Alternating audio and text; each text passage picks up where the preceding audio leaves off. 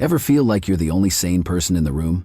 Like everyone else, co-workers, strangers, drivers on the road are just incompetent, irrational, or plain stupid?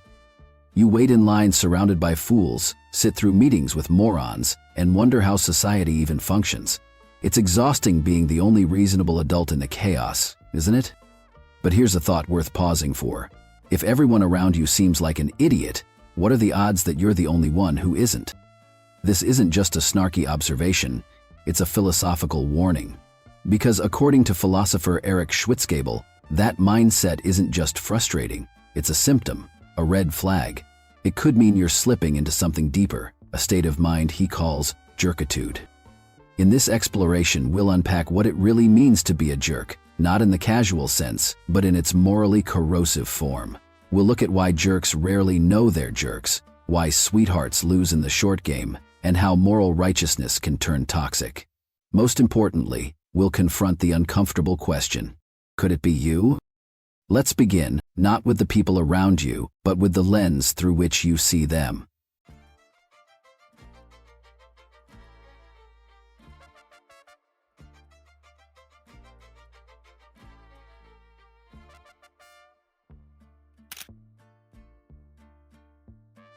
A jerk isn't always loud, abrasive, or obnoxious. Often he's composed, respectable, even admired.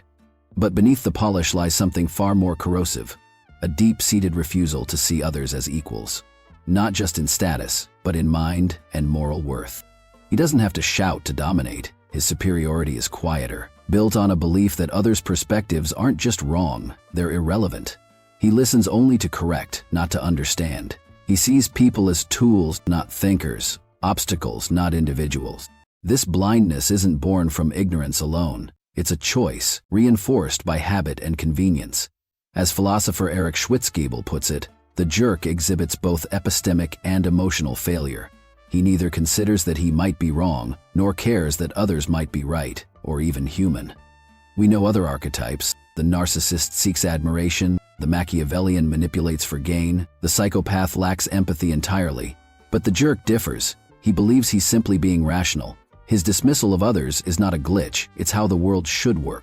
Aaron James calls the asshole someone who takes special privileges out of entitlement. The jerk, though, doesn't always need to take. He already has, and assumes that's evidence of merit. His moral complacency is shielded by success. He doesn't lash out. He shrugs off. He doesn't argue. He overrides. And all the while he believes himself fair, reasonable, even morally upright. In cultures obsessed with speed, certainty, and outcomes, this mindset thrives. The jerk wins, not because he's right, but because he never pauses to ask if he might be wrong. And that is the essence of jerkitude, a moral blindness so complete, it feels like clarity. If the jerk is defined by his refusal to see others as moral equals, then the sweetheart stands as his mirror opposite, someone who reflexively treats people as fully human, thinking, feeling, fallible, and worthy of respect. The sweetheart listens, not to respond but to understand. He pauses before speaking, apologizes when wrong, and gives space to voices less heard. He doesn't dominate a room, he creates one. But in modern systems built on speed, hierarchy, and zero-sum logic, these very virtues become liabilities. Where the jerk bulldozes through nuance, the sweetheart lingers with conscience. Where the jerk claims certainty, the sweetheart holds doubt. The jerk mistakes that hesitation for weakness and exploits it. It's not that the sweetheart is naive. He sees how the game works. He just refuses to win by cheating the moral contract. He resists the quiet cruelty required to climb fast. And in doing so, he is often left behind, not for lack of intelligence, but for refusing to dehumanize others as tools or threats. As Schwitzgebel notes, the asymmetry is brutal. The jerk sprays disdain downward. The sweetheart disperses respect indiscriminately. In a rational world, this would inspire trust. In the real one, it signals vulnerability. In leadership, this contrast becomes fatal. Authority rewards decisiveness, even reckless decisiveness. The sweetheart, burdened by context and consequence, appears hesitant. The jerk feels no such weight. He moves fast, breaks things, and is praised for vision.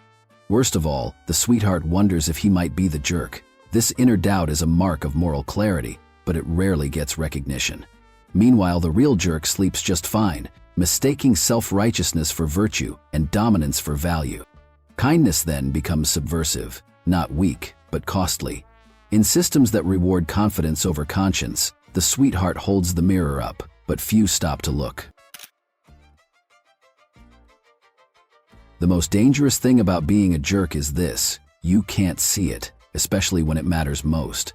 Jerkitude isn't open rebellion against morality, it's a subtle distortion of it. The jerk doesn't ask, "How can I harm others today?" He tells himself, "I'm just being honest, efficient, right." According to psychologist Simine Vazar, we're fairly good at judging neutral traits, like how shy or talkative we are, but terrible at recognizing morally charged ones. No one wants to believe they're selfish, dismissive, or unfair, so we construct internal narratives to protect ourselves from that truth. The jerk specializes in those narratives. When challenged, he doesn't reflect, he deflects. He critiques tone instead of content, dismisses critics as jealous, irrational, or incompetent. He builds a fortress of justification and lives inside it. Harry Frankfurt in On Bullshit defines the bullshitter as someone unconcerned with truth, only with persuasion. The jerk shares this indifference. He's not seeking truth, he's seeking confirmation, convenience, and control. His certainty isn't earned, it's inherited from his own closed loop of judgment.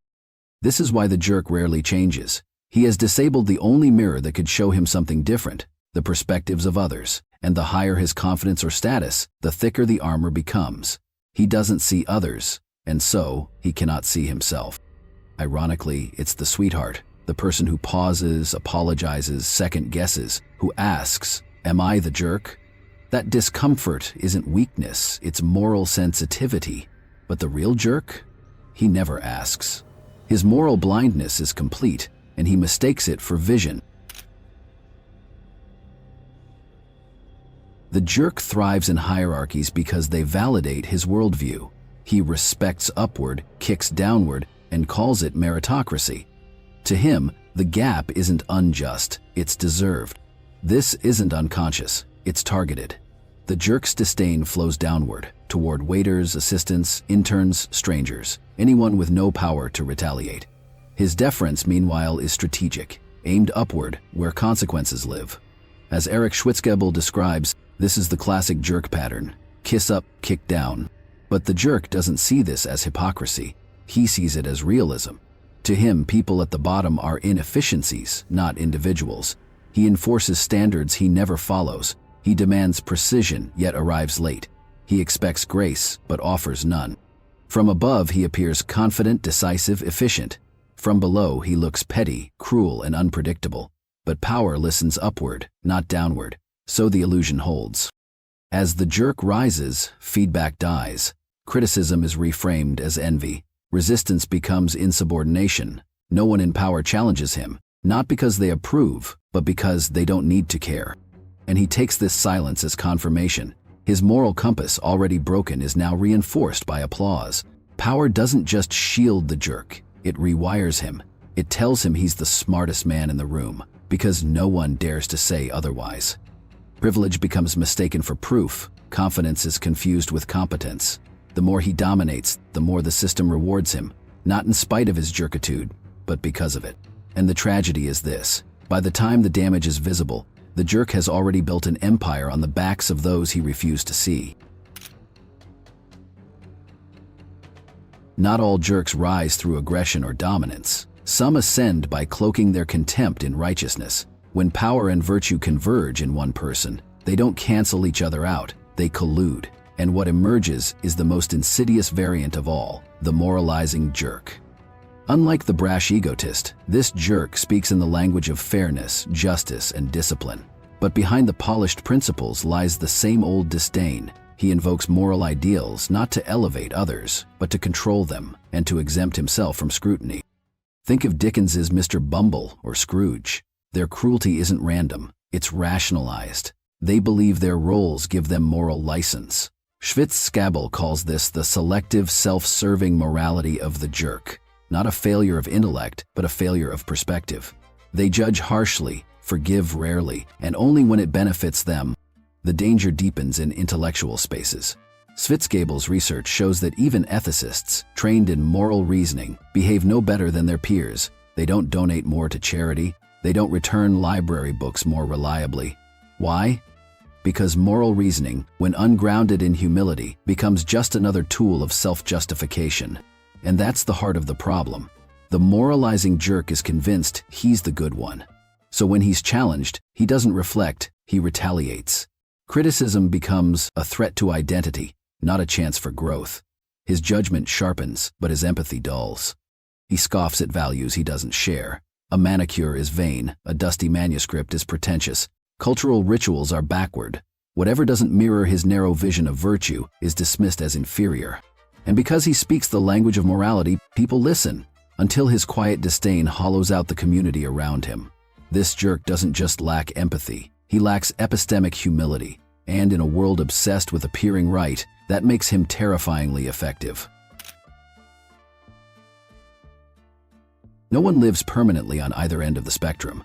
We are not pure jerks or flawless sweethearts. We shift. Contexts change us. Some days we lead with grace. Other days, we justify our indifference as efficiency. And here's the real trap. The worse we behave, the less likely we are to notice. As psychologist Samin Vazir notes, we're good at recognizing neutral traits in ourselves, like being quiet or anxious, but terrible at spotting moral flaws. Traits like unfairness, arrogance, or cruelty trigger too much ego, so we excuse them away. I was tired. They were being difficult. It's not that deep. Even worse, the jerk's defining trait is a disregard for others' perspectives, which makes it nearly impossible for them to receive honest feedback. They dismiss it, mock it, or retaliate against it, and so the mirror stays fogged. So what's left? Not introspection, not self-labeling, but a simple question. How does the world look through your eyes? If everyone seems incompetent, irritating, or beneath you, if you're always the most reasonable person in the room, if no one else gets it but you, then maybe the problem isn't them. Maybe you've started becoming what you can't even see. And if that realization stings, good. That sting is humility. That ache is awareness, because the jerk never wonders. But the moment you do, you break the pattern. And that's where moral clarity begins, not in being perfect, but in still caring enough to notice when you're not.